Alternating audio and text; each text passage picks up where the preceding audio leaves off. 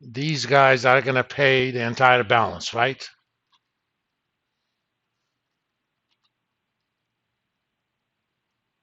The beginning balance.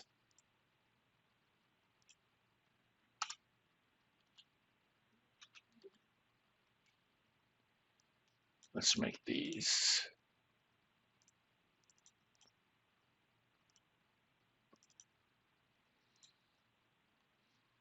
The principal has two components. The people who are prepaying that month are going to prepay the entire beginning principal plus any interest on it. But we already counted the interest payment for that. But in addition to those people who are paying, the people who are still alive will also make their monthly payment, right? So in addition to that, take the percentage of people who remain, multiply it with their regular principal payments.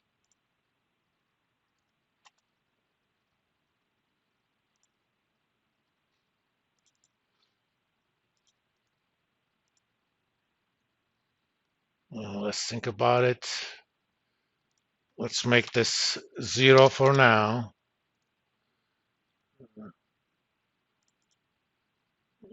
Just to make sure.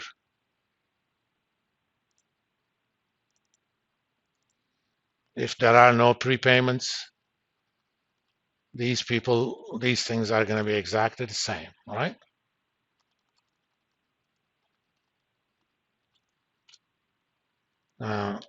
Pool pay is going to be sum of the two.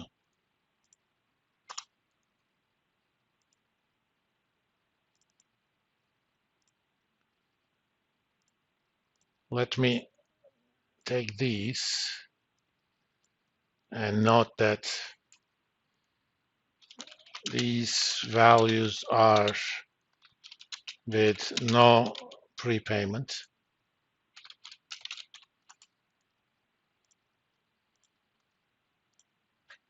Let's merge and center.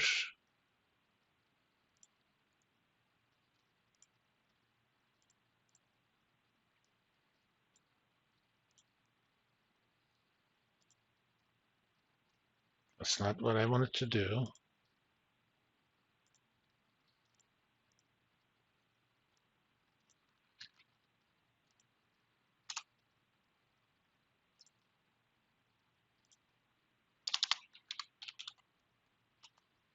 Which is kind of more realistic anyway.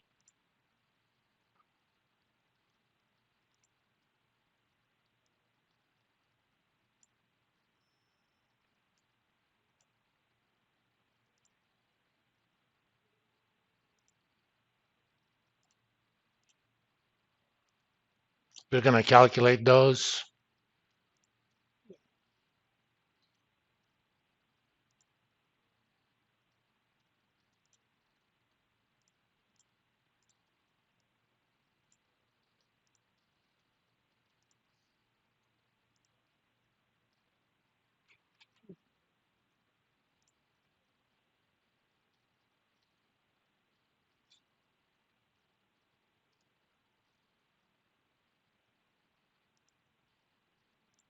Okay.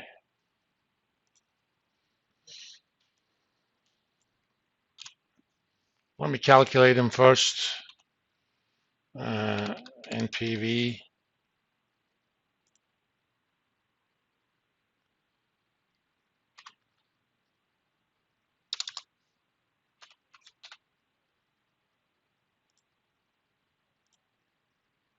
Of the total pay plus L.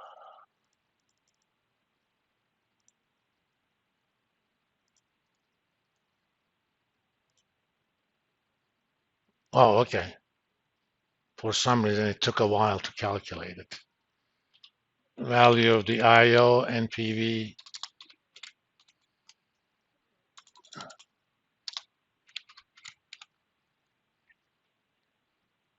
rate.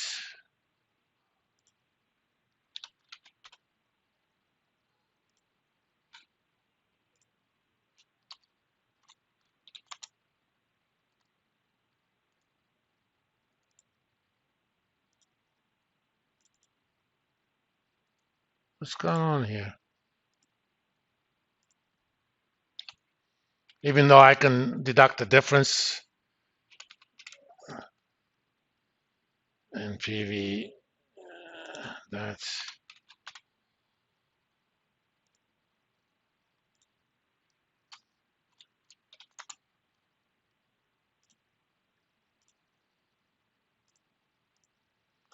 this NPV function is useful if you have a set of cash flows that are not the same. You can calculate present value of each and add them up, or you can go ahead and use the NPV function.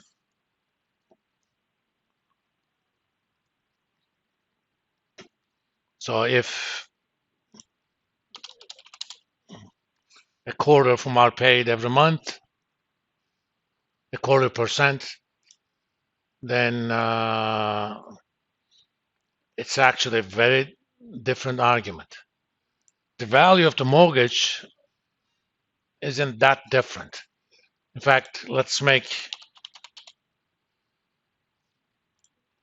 as you can see, even with prepayments,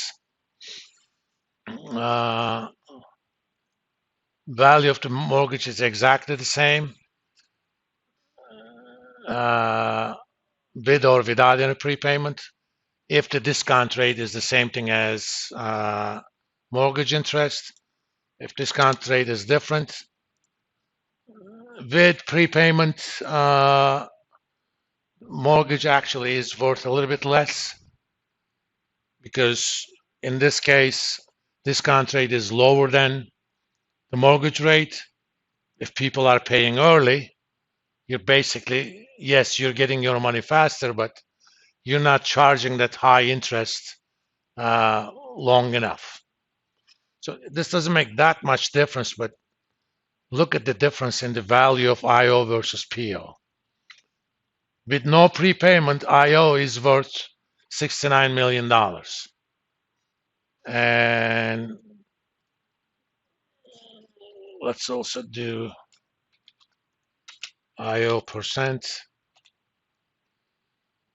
value of IO divided by value of the mortgage.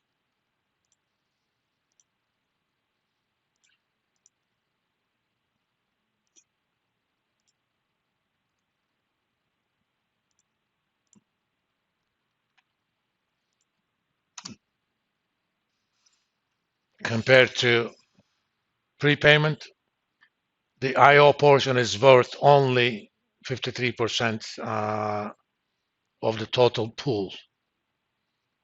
As this rate goes up, suppose every month 1.5% is paid off. IO portion is worth only a quarter of the total mortgage.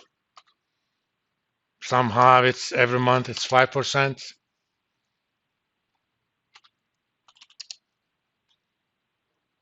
You see how fast value of the IO goes down as the prepayment rates go up. And prepayment rates do go up in two scenarios, or a combination of the two. Either A, interest rates are coming down. Think about right after the first COVID shocks, mortgage rates came down as low as 250, I think. Let's look at that number.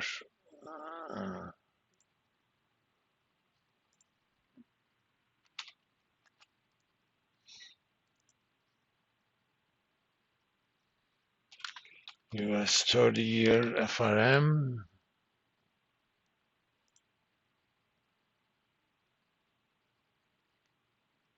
Let's look at the last 5 years. I mean, it was as low as 278. Okay. And since these are given to individuals, that was technically below prime, right?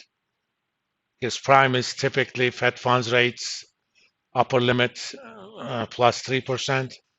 Those days, prime rate was 325. You could get a 30-year mortgage for 278. Almost 2 years ago, we got a mortgage in San Diego at 287, and we didn't have 800 credit score, 675 or so. And I'm so glad we did it.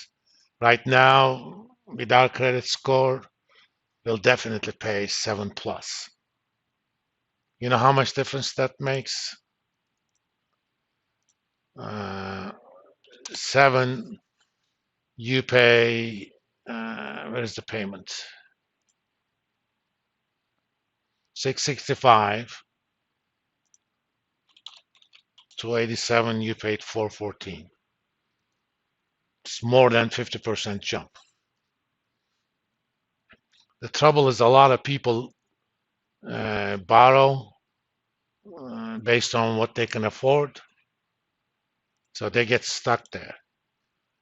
So if you want to refinance or if you want to sell your house, you can't, because when you buy a new place, you're going to pay 6 something, right? Or 7 something. Anyway, these days it's low. You know, there's a natural prepayment activity anyway. People move. You get a job in Florida, you move there. That means you sell your current house, that mortgage is paid, another mortgage is created somewhere else. So even when interest rates are not moving at all, there is prepayment going on. Sometimes people simply are saying, okay, I got extra cash, I'm going to prepay. But as the interest rates go up, prepayment behavior slows down. Why? Because it doesn't pay to refinance. There's going to be some people who borrowed at 7% now. If 2 years from now mortgage rates are back to 350, so at 7 you pay 665. At 350 you pay 449. Even with the closing costs, it actually makes sense to refinance that. So that's going to be prepayment. And when the economy is doing much better, prepayment behavior is also higher, because A, people can afford to prepay, and B, geographic mobility of people increases. When the economy is in a recession, me finding a job somewhere else is a lot less likely, right? That's why I don't quit my current job. If I'm not quitting my current job, I'm not selling my house here and move to Florida or San Diego.